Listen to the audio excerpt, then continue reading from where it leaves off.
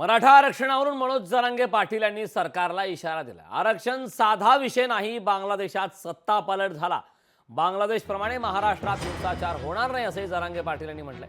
महाराष्ट्र नेत्यांचा नाही तर सर्व जाती धर्मांचा आहे असं जरांगे पाटील यांनी म्हटलंय। देवेंद्र फडणवीसांचं दंगली घडवण्याचं स्वप्न भंगणार असंही जरांगे पाटील यांनी म्हटलंय। आरक्षणाचा मुद्दा जरी त्या बांगलादेशमध्ये काय झालं असलं तर महाराष्ट्रात नाही होणार, तसं नाही, कारण महाराष्ट्र आमचा आहे, हे नेत्याचा नाही आहे, हे सगळ्या जाती धर्माचा महाराष्ट्र आहे। इथं सगळी शांतता राहणार आहे, इथं कायदा सुव्यवस्था बिघडणार नाही आहे। त्यांना बिघडायची इच्छा आहे, मिशनं राबवून अभियानं राबवून काही जण मराठवाड्यात येणार आहेत, काय येतो तिकडे हिंडायचं तर इकडे येतोय काय आला, असे बरेच जण आहेत की यांना दंगली घडवायच्यात, पण मराठी होऊ देत नाहीत दंगली। शेवटी पुन्हा एकदा फडणवीस साहेबाचं दंगली होण्याचं स्वप्न बांगणार आहे।